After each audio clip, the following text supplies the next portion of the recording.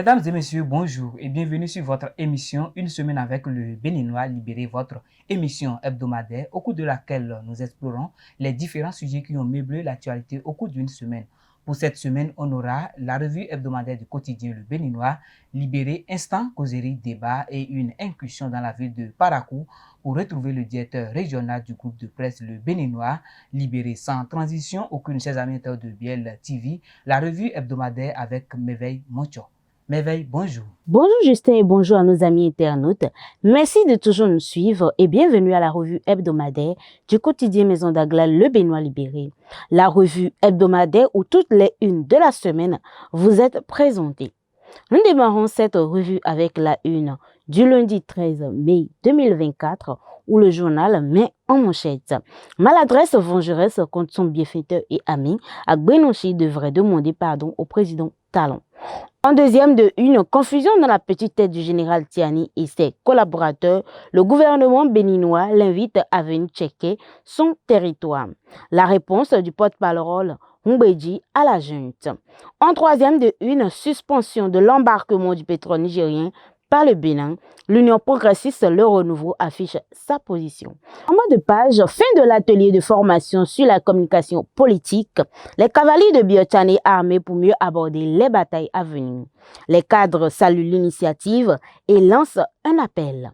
Dans les colonnes de ce journal, Diplomatie Bénin-Niger, le député Malik Gominan hausse le ton et recadre les autorités nigériennes. Dans l'oreille droite de ce journal, troisième édition de la Journée internationale de la liberté de presse, le Parlement soutient le réseau des journalistes accrédités au Parlement. Et nous passons à la une du mardi 14 mai 2024 où le journal titre en manchette « Cherté de la vie et tension entre le Bénin et le Niger, les étudiants de Parakou demandent à Gbadamassi de venir mieux les éclairer ». En deuxième de une, manipulation médiatique sur une supposée base militaire au Bénin, la junte manipule la population. En troisième de une, commun, tournoi de football CLC Lac, l'honorable gagnant offre à la jeunesse une grande finale. En bas de page de cette une, culture production musicale, Sagboron Danialou et la belle Eya Record Laimit s'unissent pour un nouvel album. Dans les colonnes de ce journal, vous verrez football, une réunion entre Mbappé et El Khalafi vire au clash. Destitution de la mairie de Kondi, 9 conseillers communaux sauvent la tête de Zinatout à l'Asie océanique. Le journal affiche en manchette à la une du mercredi 15 mai 2024, avis d'un sachant sur l'hypothétique base militaire française au Bénin. Le général Gbian raisonne Tiani et soutient Patrice Talon. En deuxième de une, Rachid Gbadamassi sur Azerke FM. Je ne suis pas un politicien et Talon n'est pas un communautariste. Suivez les explications du titulaire de sa chaire. En troisième de une, situation entre le Bénin et le Niger. Voici la proposition de la FCBE de Moupe. En quatrième de une, pénurie de carburant au Togo, fort transpi du gasoil et celui qui joue contre Talon. En bas de page de cette une, inflation, croissance, déficit budgétaire et changement climatique, de belles perspectives s'annoncent pour l'économie béninoise. Dans les colonnes de ce journal Nécrologie, le programme des obsèques de Odette Okumas. Dans l'oreille droite de cette une, après 8 années de réalisation socio-économique dans le département, les maires de l'Atlantique saluent le bilan positif du président Talon. Et nous poursuivons toujours notre revue avec la une du jeudi 16 mai 2024 où le journal titre en manchette. À l'origine de cet avis favorable du gouvernement béninois de laisser le premier navire opérer, le Niger a fait un vœu auquel le président Talon a été sensible.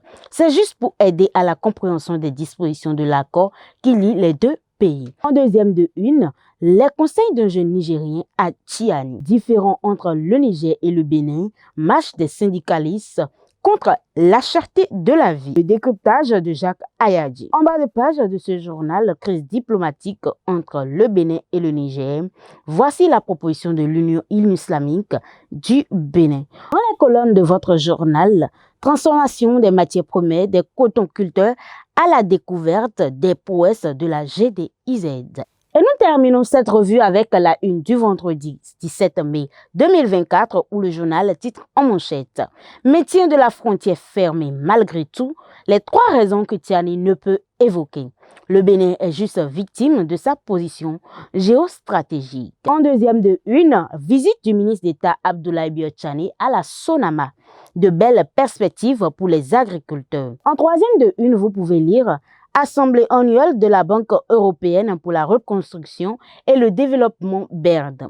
Ouadani et la BERD se donnent la main pour une meilleure aventure. En bas de page de ce journal, en visite de travail et d'amitié en Italie, Atropo gagne plusieurs projets pour les communes du Bénin. Dans la colonne de cette une, vous pouvez lire Lutte contre la cybercriminalité. Désormais, il est possible au Bénin d'identifier les criminels à travers leur empreinte digitale. Dans l'oreille droite de votre journal Justice, l'ex-président de la CBDH, Clément Kapochichi, interpellé par la BEF. C'est tout pour cette revue hebdomadaire de la semaine. Merci de nous avoir suivis. Portez-vous bien et à bientôt. Merci Merveille pour cette revue. Mesdames et messieurs, amis internautes de Biel TV, quels sont les sujets chocs de cette semaine? Pour répondre à cette question, je reçois pour vous le directeur de publication du quotidien Le Béninois, Libéré Akilou Yakobo. Akilou, bonjour. Bonjour Justin, bonjour chers amis internautes. Le 6 mai dernier, le président Patrice Talon a suspendu le chargement du pétrole nigérien par le navire chinois. Et durant toute la semaine, non. Vous avez parlé de cette information à la une du jeudi, je cite, « À l'origine de cet avis favorable du gouvernement béninois de laisser le premier navire chinois opérer, le Niger a fait un vœu auquel le président Patrice Talon a été sensible. » Autant pour moi, fin de citation. Après cette autorisation du chargement du pétrole nigérien par le premier navire chinois, est-ce déjà le dégel? Oui, bon, on peut dire que c'est un dégel parce qu'au regard des différents discours, de part et d'autre, il y avait une escalade. Donc maintenant qu'il y a eu un pas du côté du fléchissement de cette tension-là, c'est à souhaiter, puisque aucun des deux peuples ne souhaite avoir une tension permanente. Donc il faudra qu'on puisse s'entendre. Donc on est, en l'espace de quelques jours, reculer selon certains, ou bien accéder à une demande, puisque c'est ce que le gouvernement béninois a dit. Ce sont les douaniers nigériens qui ont fait une demande. Et c'est à cela que le gouvernement a répondu favorablement pour montrer sa bonne foi de coopérer et de ne pas bloquer l'embarquement du pétrole nigérien par les navires chinois.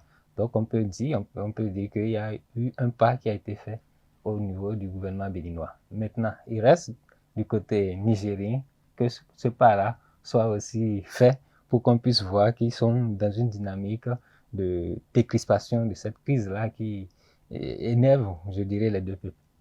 Et monsieur le directeur de publication, qu'est-ce qui pourrait conduire maintenant réellement à la réouverture de la frontière du côté nigérien?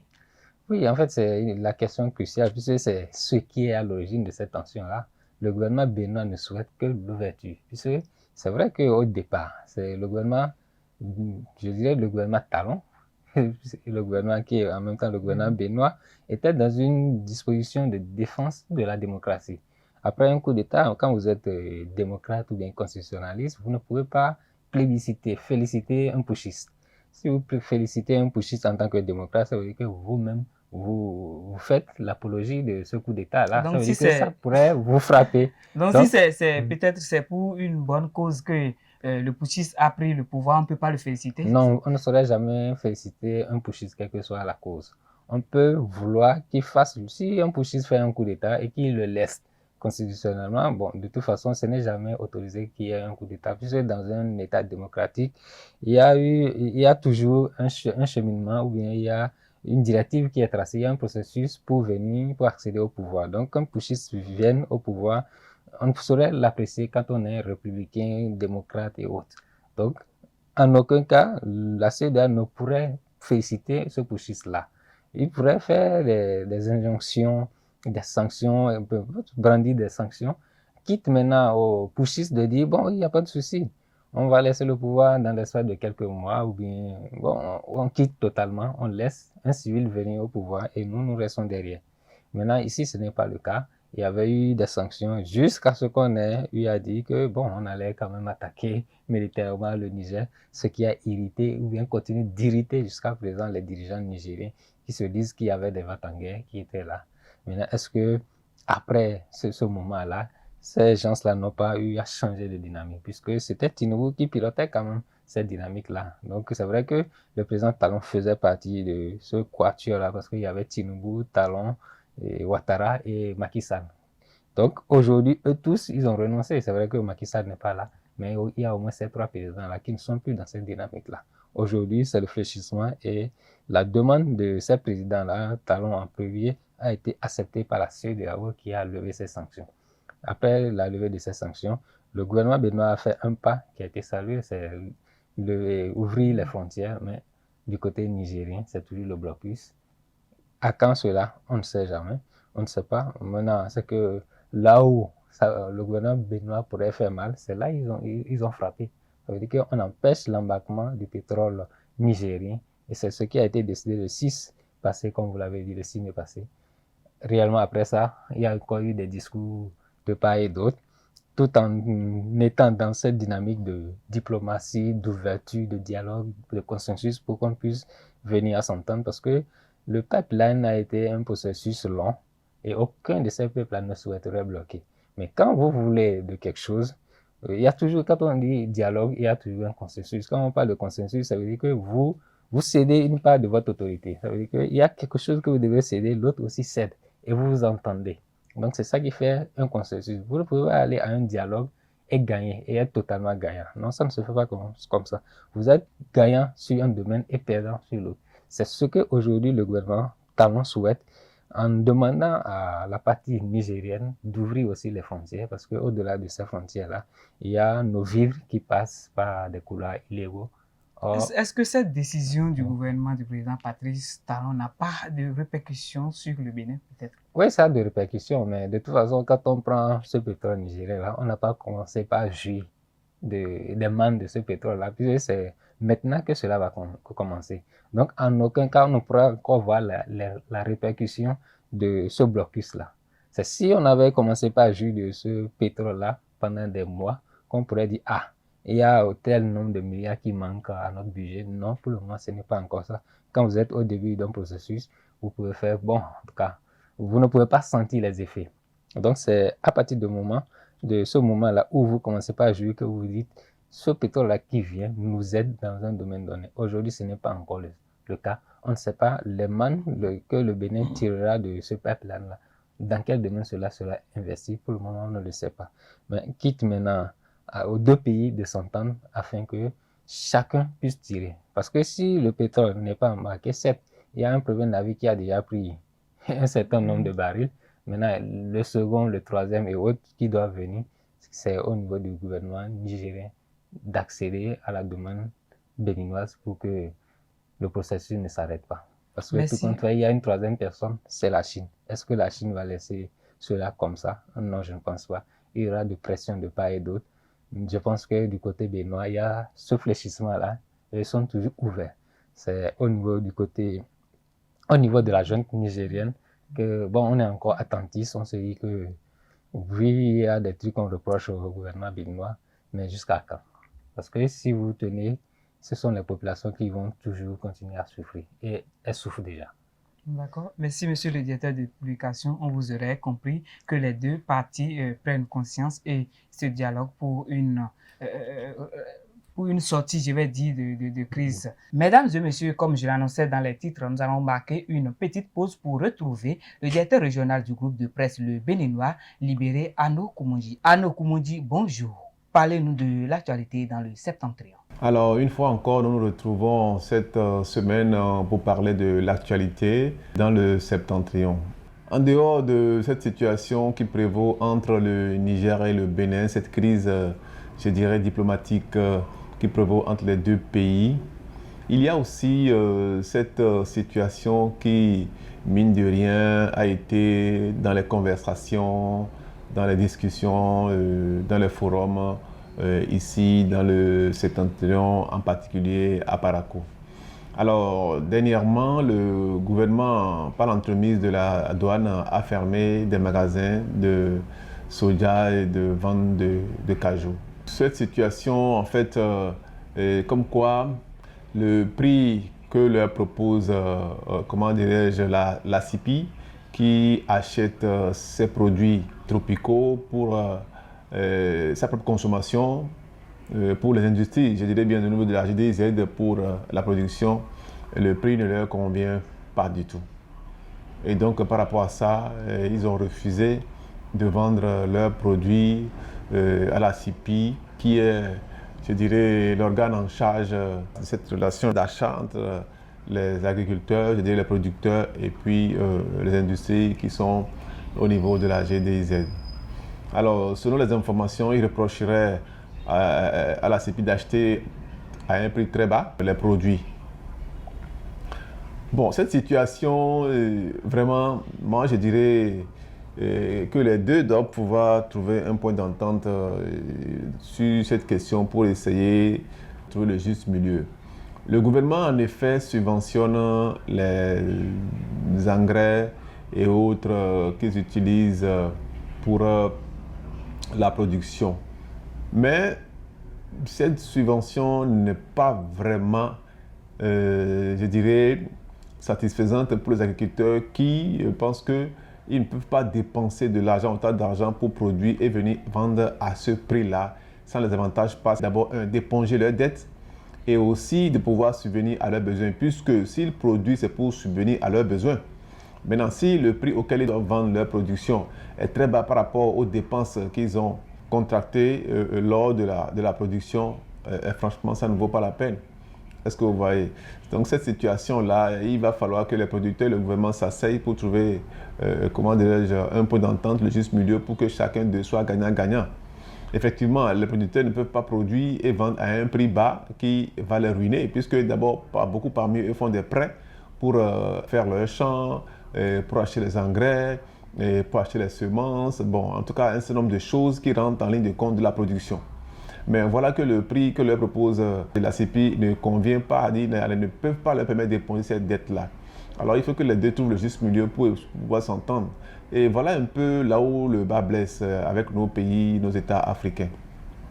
Dans les pays développés et autres, l'État subventionne l'agriculture et permet à ces producteurs de pouvoir survivre. Mais ici, la subvention, je crois, ne se limite qu'aux engrais que l'État, en griffe, subventionne pour leur permettre de les acheter à un prix bas. Mais ce prix, malgré l'achat de cet engrais au prix bas, les agriculteurs ne s'en sortent pas parce qu'il y a le labour, il y a le désherbage, il y a un certain nombre de choses qu'ils font, qu'ils mènent au niveau de la production avant d'en arriver là. Alors, si avec cette situation-là, ils ne peuvent pas s'en sortir, ça va devenir extrêmement compliqué. La subvention au niveau des agriculteurs doit pouvoir aller un peu, je crois, au-delà. Le gouvernement doit plus ou moins apporter beaucoup plus un peu à l'État pour qu'en son temps, lorsqu'il va vouloir acheter ces produits-là, c'est que la subvention qu'il aura apportée aille en sa faveur. Mais si vous ne m'aidez pas pour ma production, que je me débrouille pour produire et qu'après vous allez venir acheter cette production-là à un prix très bas, ça va être vraiment compliqué. Donc, il va falloir que les deux s'asseyent pour trouver un point d'entente afin que cette situation-là puisse être résolue. Parce qu'il faut avouer que je ne suis pas sûr que l'État aussi veuille ruiner les agriculteurs. Parce que s'il ruine les agriculteurs, comment est-ce que ceux-ci pourront avoir encore l'envie de pouvoir produire l'année prochaine? Et là, elle va manquer de production. Donc, les deux doivent pouvoir trouver le juste milieu pour essayer de régler cette situation-là. Donc, voilà un peu également l'information, la polémique qui était au centre des discussions ici à Parakou, en dehors de la situation entre le Bénin et le Niger. Merci à nos chers amis de BL TV. Nous sommes de retour sur ce plateau pour continuer notre débat. Affaire de marche contre la cherté de la vie, on ne saurait ne pas en parler compte tenu de la situation toujours au niveau du tribunal de Cotonou. Le mercredi dernier, le tribunal a condamné à 12 mois de prison avec sursis 20 des marcheurs des travailleurs de la CSTB du 1er mai dernier. Et le 21e accusé a écopé 12 mois de prison, dont 3 fermes pour avoir déjà effectué une peine de prison. Monsieur le directeur de publication, que pensez-vous de cette décision de justice?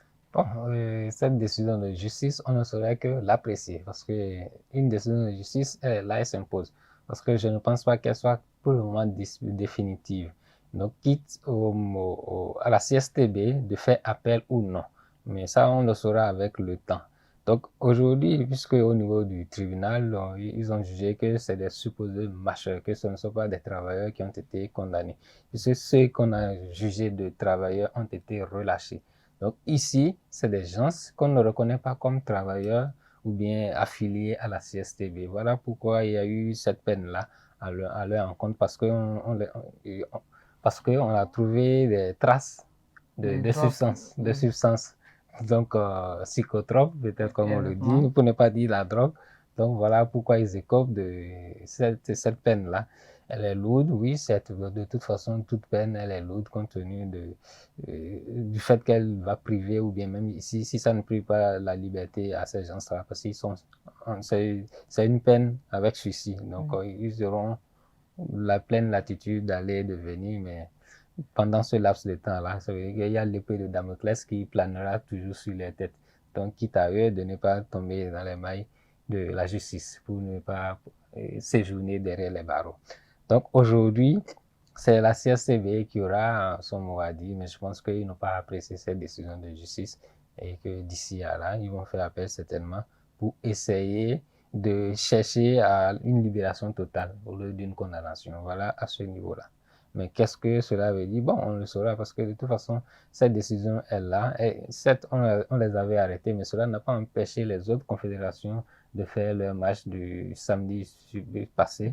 Donc, voilà. Donc, et là, on avait vu une certaine symbiose au niveau des forces de l'ordre et puis les travailleurs. Donc, parce que cela avait été sécurisé et ça s'est déroulé. Le préfet même a donné son OK voilà. pour cette marche. Oui, c'est vrai que bon, le préfet n'avait pas à l'interdire parce que c'est juste une déclaration. C'est ce que les travailleurs ont toujours dit. Donc, quand vous voulez marcher, vous faites une simple déclaration, quitte aux autorités de vous d'assurer votre sécurité. Et je le disais la dernière fois lors de l'émission précédente, je disais, vous, en tant qu'autorité, vous avez la latitude de sécuriser une marche. Parce que si vous ne sécurisez pas, si quelque chose intervient, on vous accusera. Donc, certes, les travailleurs peuvent avoir ces gens-là, bon, je dirais des badauds, des gens qui sécurisent leur marche, mais l'autorité aussi a le devoir de sécuriser une marche qui se déroule sur sa sphère de compétence. Voilà. Toujours dans cette affaire de marche, les syndicalistes annoncent une nouvelle marche. Monsieur le directeur de publication, à quoi peut-on s'attendre de la prochaine marche prévue pour la semaine prochaine? Oui, bon, c'est une marche de la CSTB qui est programmée pour le 22. Et quand on dit CSTB, bon, vous voyez, on se dit qu'il y aura une certaine tension. C'est comme si du côté de l'UAC, on dit que l'UNICEF veut marcher. Donc, qu'est-ce que la CSTB nous réserve? Réellement, on ne saurait le dire, mais je pense que toute organisation syndicale qui organise une marche est dans une dynamique de l'organiser sainement. C'est que sans tension, sans débordement. Donc maintenant, aujourd'hui, la CSTB en voulant organiser, je dirais, cette marche du 22, a déjà un goût amer de la marche passée parce que ces gens ont été condamnés, ces travailleurs ont été condamnés, même si l'autorité judiciaire ne reconnaît pas ces gens-là comme des travailleurs parce que on les qualifie de drogués. Parce que apprentis. Voilà, les apprentis, que ce ne sont pas des marcheurs qui ont marché. Donc voilà pourquoi ces 21 personnes ont été condamnées, surtout que il y avait un récidiviste qui est celui qui a écopé de ces 3 mois de prison ferme. Donc aujourd'hui, à quoi on va s'attendre? Bon, je pense que l'autorité prendra ses responsabilités toujours. C'est vrai qu'au niveau d'une marche, c'est une simple déclaration qu'on adresse et je ne pense pas que l'autorité puisse quand même refuser cette marche-là. Maintenant, quitte à la sécuriser, quitte à la CSTB de faire en sorte qu'on ne puisse pas dire qu'il y a des drogués parmi les marcheurs. Qu'est-ce qui peut garantir cela? Parce que quand les gens veulent participer à une marche, comment on peut contrôler ceux qui participent? Parce que la marche dernière de la CSA Bénin, de la COSI et autres, puisque c'était 4 organisations, ça s'est déroulé dans les conditions normales. Donc il y avait eu une certaine symbiose entre les policiers et puis les travailleurs. Tout s'est déroulé, la déclaration a eu lieu au niveau de l'Étoile Rouge et puis les gens se sont séparés. On n'a pas entendu d'arrestation et il n'en a pas eu. Est-ce que pour la marche du 22 prochain, est-ce qu'il en sera ainsi? C'est le souhait, je pense, que de la CSTB et des autorités. Bon, maintenant, on attendra de voir si la déclaration, c'est sûr que la déclaration sera faite déjà. Qu'est-ce que l'autorité dira? Je pense que l'autorité n'interdira pas. Maintenant, c'est la sécurisation de cette marche-là qui restera. Donc, et puis, au regard de cette condamnation, au regard de ce goût amer que la CSTB a, je pense que tout se déroule normalement. Et puis, aujourd'hui, c'est c'est le souhait de toute la population béninoise, c'est que les matchs s'organisent dans l'ordre, dans la discipline et sans tension. Parce que aujourd'hui, les gens ont d'autres préoccupations. C'est vrai que cette marche qui est organisée, c'est pour contre la cherté de la vie. Mais quand même, cette marche-là, le gouvernement a dit que, bon, il y a une rencontre qui s'annonce avec gouvernement, syndicat. Est-ce que c'est pas de trop cette nouvelle marche qui s'annonce? Oui, bon, vous savez, un syndicaliste, il n'est jamais satisfait. Et on le dit en matière de développement, bon, tant qu'il reste à faire, rien n'a été fait. Exactement. Donc, un syndicaliste, il voit toujours l'État comme un bourgeois. Et donc, lui, en tant que prolétaire, il faudra toujours réclamer. Et quand vous ne réclamez pas auprès de l'autorité, il va croire que ce qu'il vous donne est suffisant. Donc, les syndicalistes ne cesseront jamais de réclamer. Vous avez beau mettre le SMIC à 100 000, ils trouveront à dire non, augmenter encore. Voilà, plus on en veut, voilà. Donc, l'autorité, ce que l'autorité a fait, peut-être c'est de toujours autoriser la marche, de la sécuriser et tout se déroulera normalement. Parce que rien, quoi que l'autorité puisse faire en disant on a ramené le maïs à 100 francs ou bien voilà, et autres l'ignamba à 200, les gens auront quelque chose à réclamer. Et pour le démontrer aujourd'hui au niveau des syndicalistes, ils n'ont que la marche, ils n'ont que leur discours et autres. Voilà. Merci à vous, Akilou Yakoubou. Je rappelle que vous êtes le directeur de publication du quotidien Le Béninois. Libéré, chers amis internautes de Biel TV, nous sommes à la fin de cette émission. Si nos images valent 1000 mots, le grand travail revient à nos poètes visuels derrière la caméra. Nous vous disons un sincère merci, chers amis internautes de Biel TV. Merci également à vous pour vos soutiens, vos accompagnements. On se dit à la semaine prochaine, si Dieu le veut.